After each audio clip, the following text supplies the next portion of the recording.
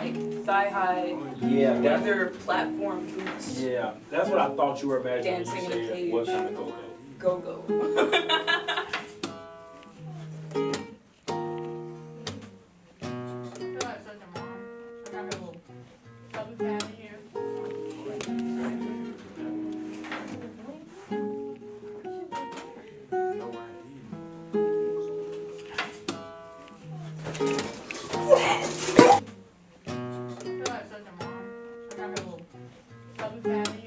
It just like did something to me.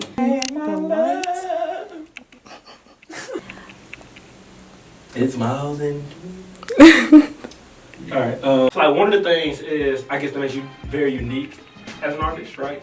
It's the fact that you operate on so many different artistic platforms, right? Like whether it's drawing, painting, or music, or poetry, spoken word, singing at times, right? So it's like, and even different types, like, I don't know, yeah, just all different type of art forms. So it's like, in that, how do you focus your energy, like, and also, what would you say is maybe your favorite? Focus my energy. I think you're overestimating me. Wow, that's a good question. Whatever I have the energy to do is what I do. If I'm too depressed to pick up my guitar, I'll draw something. If I can't focus my eyes enough to draw something, I'll write a song. So it's kind of just like, not a focusing of energy, but like a conservation of energy, almost. Like, it's the best kind of escapism because I never have to choose. Yeah. And that's why it is the way it is, right? So like, it's almost kind of not a good thing in that way because it means it's hard for me to like hone the way that I imagine it is supposed to look in my head because I'm honing them all at one time. Yeah. That's why I can't pick a favorite either. I can't. Music, maybe? But there's less freedom to music than there is to visual art because visual art can be gritty and ugly, and spoken word can be gritty and ugly, and music sort of can, but less in that way. It's more technical. It takes so much more skill to execute. Yeah. So it's less free. The freedom to be able to make the kind of music you want to make takes so much more work than like any of the other art forms. So maybe it's my favorite, but it's the worst. Yeah. So would you say, like, in that, would you say that that's more of like a luxury, or do you think it causes you to compromise? Like, I know, like, for me, like, there's something I wish I could play like an instrument, because there's certain things that I feel that I don't have like words for, right? So it's like I wish I could play something serene like a piano, you know what I'm saying?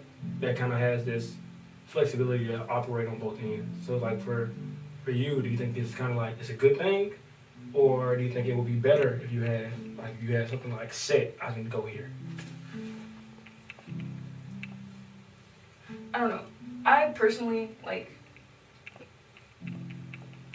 I can't view it as a luxury or even just like a bad thing either way because it just is the way it is. I used to just focus on my guitar and shut out everything else, and it was kind of depressing. So I figured out that like I don't have to think about it to enjoy it or appreciate it or dedicate time to it. So like maybe it's a luxury. I don't know. It's kind of both. Yeah. Which is why I don't like to think about it a lot. That makes sense. I don't know about you. Like, I have always envied the fact that you can write these just feature-length poems, like novels. They'd be long, yeah. They're so long, but they convey something that I don't feel like I can do in any one of the platforms that I throw myself onto when I'm looking to convey those same feelings. Like, if you were to write a poem about one particular thing, I don't think I could do anything on my guitar or in my journal or on a canvas that conveys it in quite the same way, just because it's just words. That's what you do, and it's what you have, and it's like a craft that you've cultivated well. Yeah. So, I don't know. I always wondered, like, when you're writing something so long, how do you, like, I can see a trajectory when I write poems, but I have to get there. My poems are short, because I can't, like, do the long division in my head of how it's going to shake out at the end if it's too long. How do you focus a point if there's so many words in every piece? It's like, so, this probably gonna sound really stupid, but it's like in most of those cases, most of those cases, I'm not gonna say some of those, but most of those cases, it's like on accident, right? So it's like, I have a point that I want to get to, but my writing method is to constantly unpack. So it's like, whatever line hits is unpack that line again, just in a new way, and give it a new face, and unpack again, unpack again. But what that leads to is discovering a new theme, you know what I'm saying? A new idea, a new, way, new direction for the poem, because it's constantly unpacking, right? So it's like, a lot of times, and two, I have anxiety, and I hit a panic button, because I don't want to end it. Because I think, like, well, can I unpack this more? Like, is there more that can be given here? So what I end up doing is, like, I have to make room, you know what I'm saying, to fit in more stuff. And in that, like, that means that a whole lot of transition lines have to come into play. And that makes sense? Like, so a lot of times, like, I have a set point, and I would initially, maybe when I start a piece, I plan to get to that set point, maybe like 10 lines within the next 10, 15 lines. But then as I go and I'm unpacking stuff, I'm like, man, that's fun to unpack. Let's see what we can do with that. And I keep going down. That ends up being 30. And then 35. I'm like, I wanted to close this so long ago. Right? So like even sometimes you'll notice like at the end it'll get really just bold and simple. Because that's the point. It's like, this is what I've been trying to get to the whole time. Like, I just wanted to get here. It's like, while I'm on the way, I couldn't focus. Right? So I got distracted. I'm like riding a roller coaster and I just see, I want like all this candy, but I really just need to ride the end. You know what I mean? So I had to stop and like buy candy and all this.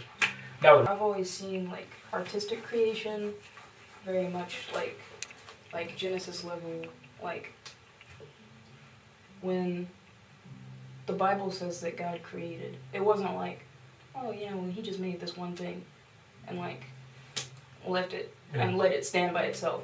It was like a collection of things, and every day it was a different collection of things, and then at the end, finally, there's people.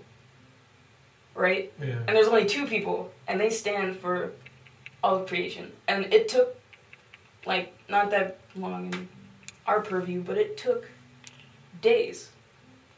So when I'm, like, trying to do a poem, and that's how I've always seen it, it just feels dissatisfying to me that I've never been able to build and build and build and then deliver and let it stand on its own 2 feet that way, because I see other people do it all the time. It'll be standing up there for 3-4 minutes just creating and then unleashing it. Like, and it's a build-up. I don't ever feel like I have that. So I just wonder, in that sense of like creating the way God created, have you ever performed, like written and performed a poem and thought to yourself, okay, that like stood on its own 2 feet. That represented exactly what I was going for. That is worth 7 days of work. Yeah. Yeah, definitely. I think I wrote a poem about a year and a half ago that was like that. And it was like, I remember when I got the initial, I don't know, and I don't even remember, I remember one day when I got an initial thought or like line of the poem, I remember that, but I remember like too vaguely a collection of days when other stuff was just coming. And it didn't mean that I wrote anything down, it just mean it was sitting. But that one time I got that one line, like I wrote that down, and I was like, okay, this is it, and this is what I want the message for it to be. And I remember putting it together. The poem is Juice. Yeah, so it's like that one. Juice is like I literally remember crafting it like a baby. I remember walking down the steps on the way to New Rez and getting it.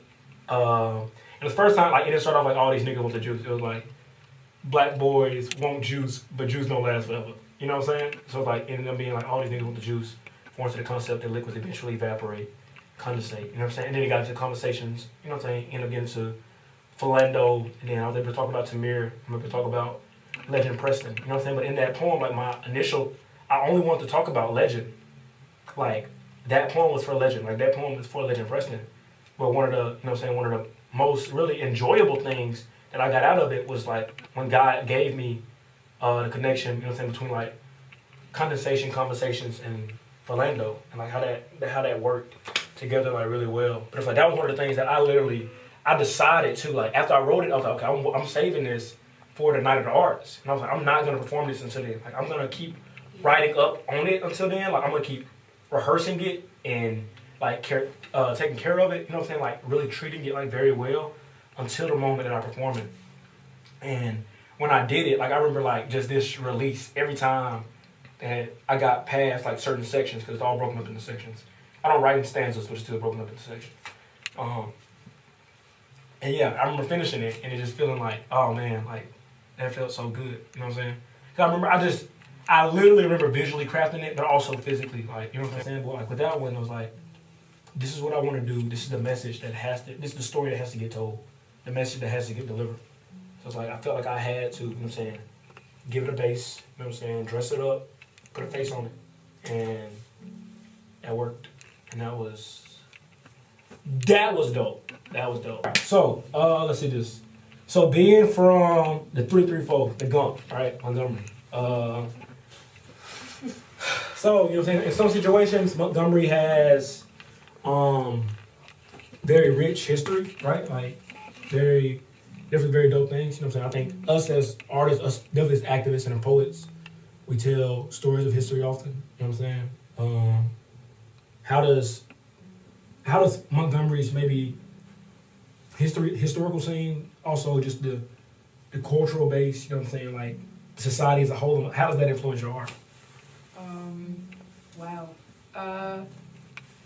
First things first, both of my grandparents like lived and existed in Montgomery in a way that I can't really technically understand because it's all stories, it's all, you know, like things remembered through rose-tinted glasses, but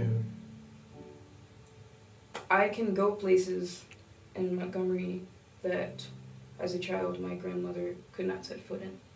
So that, to me, like, that kickstarts so much. You know, just, it's rich in a way that's not satisfying because it feels wrong. You know?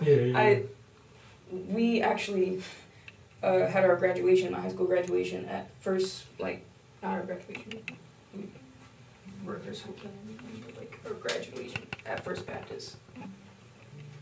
And there are two First Baptists in Montgomery. One is like this big, ornate, white church, and the other is the Black First Baptist. Yeah. They're both downtown. My grandmother, not being informed of like which First Baptist to drive to, went to the Black one. But I just remember like feeling this weird sense of disconnect when my mom like was talking about how my grandmother drove back there, this and that. I just remember like her telling stories about how they used to have mass meetings at First Baptist. They used to, like, the whole story of them going to First Baptist and being like in there for hours because they were trapped in there and couldn't safely get out of there. It just made me think like, wow, that is, imagine driving back to a place that held you prisoner, thinking you were about to experience one of the happiest moments of your grandchild's life there. It just like really did something to me. That is what Montgomery is to me. It's like this weird springboard that I don't want to keep coming back down to. I don't. That was dope. That was no visual. I don't know. I can appreciate it for all that it is, and like historically, it deserves its place on the map in the civil rights movement and everything. But I just don't enjoy existing there at all. to me, more important to like my development of my ideas and everything as far as activism and like pro-black thinking is Birmingham, surprisingly. Yeah.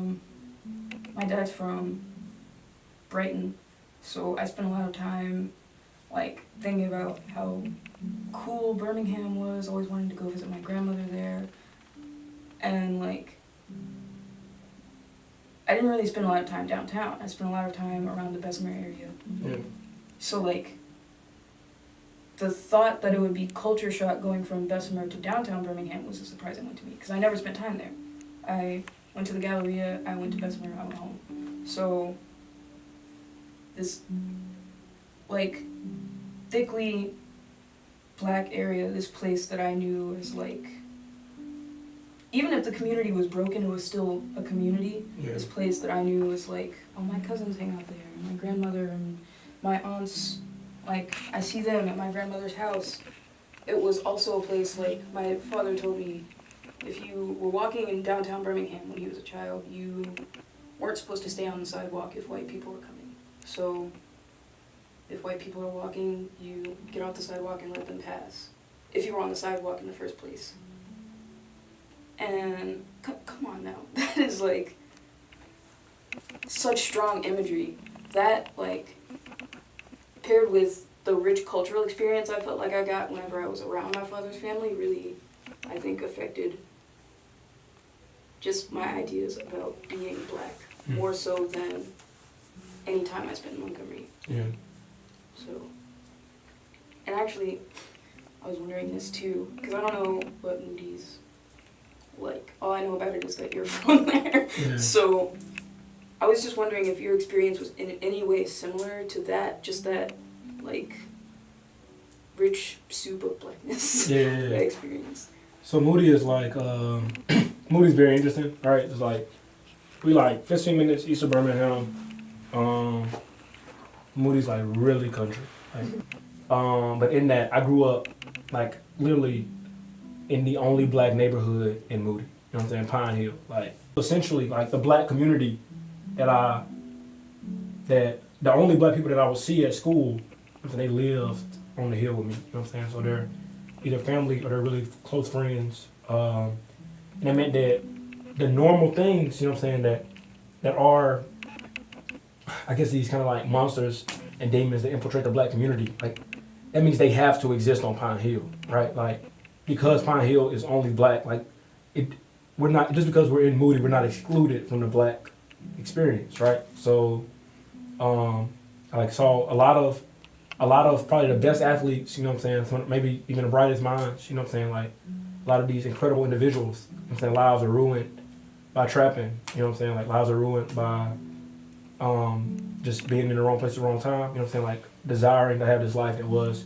a street life, or at least painted a picture of so, you know what I'm saying. And then I remember like starting working at the Civil Rights Institute in like 10th grade, and like everything just like changing, right? So that means that I'm learning so much about my history, myself. You know, I'm learning so much about Birmingham, the ins and outs of it, how Moody literally is a product of white flight. You know what I'm saying? Like, okay, now Moody is coming to Woodlawn. You know what I'm saying? Or Moody is coming to downtown Birmingham, to the inner city. I'm learning so much of this stuff, and it means when I'm going back, I'm noticing things a whole lot differently, right? Like knowing your history affects your current perspective, you know what I'm saying, and perception of things, of how you receive things. So my tolerance with things at Moody like starts to decrease, right? So I start doing things with a little bit different of a purpose, and I'm not just doing that black people that thing. So you know what I'm saying, like they can say you're not like most black people. I'm saying like I'm doing this for black people, right? So like everything, motives, intentions, everything is completely like changed and wrecked. And then I noticed like even the people that I grow up with in the secluded black community, you know what I'm saying, like I noticed how much more we're affected by. At this time I'm at the Institute, I'm also working at or involved in a whole lot of like social justice organizations in high school, like a lot of community service stuff, which is kind of just exposing me to the horrors of the inner city more. And I noticed, you know what I'm saying, like how many people I grew up with that are affected by this that are still ignorant to it, and still ignorant to the fact that this is systematic, and that how much of this is intentional, you know what I'm saying, and done, you know, right by like a government who declares themselves sovereign, you know what I'm saying, like, and I started getting mad.